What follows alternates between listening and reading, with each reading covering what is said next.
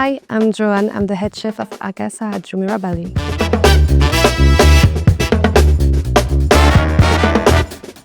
What are your responsibilities as head chef at AKASA Restaurant Bar at Jumeirah Bali?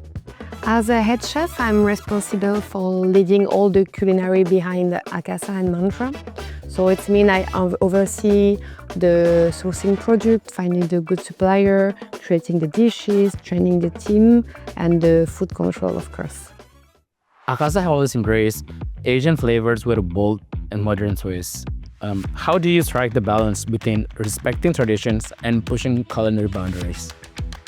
I believe to innovate it, you must first understand the roots.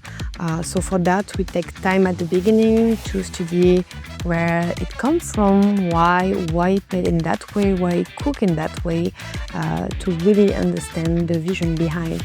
And from there, we doing like another kind of work on that to bring some modernity. It can come from a new kind of plating and expecting pairing, or just bringing the new and fresh technique that we have now to refresh this recipe. But I don't want to destroy and destructure the main flavor and the traditional flavor. I just want to people get the roots from it, but just, oh wow, there is something new, there is something else. Can you tell me more the story behind Mantra, Jumeirah Bali's Christmas lounge? How did you conceptualize this unique private dining journey? Mantra was creating to offer an exquisite private dining experience. It set down AKASA, so to reach the venue you need to take a lift and you're going slowly in the dark, and when you're arriving you have this stunning, beautiful venue, and you can come here either to celebrate a romantic dinner, a birthday, or a family gathering. And regarding the dinner for the food, it's a French technique culinary, but paired with local product from Balinese flavor. Fire is central to AKASA's identity. What does cooking with fire mean to you personally and creatively? Personally, for me, cooking with fire, it reminds me a lot of good memories. It's basically time spending with friends, with family. It's very convivial. You know, we are all around the fire and we celebrate something usually. Creatively, it's an infinite source of inspiration, because you can do so many things with the fire. It can come from just a simple grill, from a smokiness, from even finishing your dishes with some ashes. So there is a thousand of things to do. With Bali's dining scene becoming more competitive, how do you keep your team motivated to innovate and excel? I think the key to keep your team motivated and excel is to create a culture of curiosity and ownership. So at AKASA, in the kitchen, everyone is involved in the process and encouraged to create. I'm along with the team and we work together when they have an idea, then we try, we discuss, we write, we drawing as well. We look for the good product to fitting the idea. And when you work with a team, they of course put heart and they are involved, and it's naturally coming. I try as well to lead by example, so I'm always in the kitchen and I'm pushing myself and I'm challenging myself along them. So when they see I want to go further, then they go on the way with me. What is the process for creating a new dish, from the first spark of an idea to plating it for the first time? I think behind each dish there is a story or emotion who pop up at a time.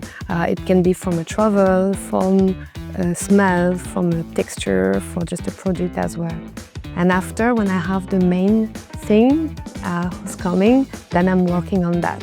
And I'm always trying to bring, like, it can be the Asian twist, so from a technique, from the spices, from whatever, it can be Asian twist. And of course, because we have this main wood fire in the middle of the kitchen, there is always a wood fire touch. What is one unexpected flavor combination or cooking technique you're experimenting with right now? I'm experimenting at the moment fermentation. I love it because it's bring natural benefit for the earth through the probiotic they have.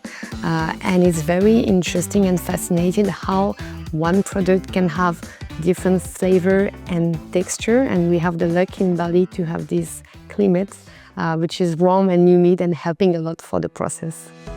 As a female leader in the demanding industry, how do you nurture the next generation of chefs, especially young women aspiring to follow in your footsteps? For me, being a female chef had never been a defining factor in my career. We all come from different shapes, countries, culture.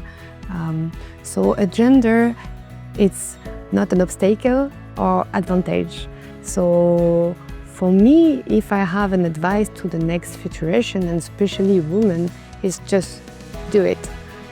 When I wake up in the morning, I'm not looking at myself in the mirror and saying like, oh, you're a female chef, have a good day. No, I'm just saying do it. So this is exactly my advice. Follow your instinct, follow your fire inside you, follow your passion, and take all of the tools that you need to make it happen and make it happen. Finally, what is your biggest kitchen pet peeve? I would say my biggest kitchen pet peeve is poor time management. From the preparation, the organization, the mise en place, the service, and all, timing is very important. I remember when I was a commis, I used to work with a timer in front of me because I was very afraid to not be ready on time. Because when you're not ready on time is when you're going to run. And I don't like to run. So it's important for me to organize the timing, organize the preparation, organize the mise en place, having a good time management to be ready for the service. And when you're ready for the service, it's easy. And of course, we like when things are easy, right?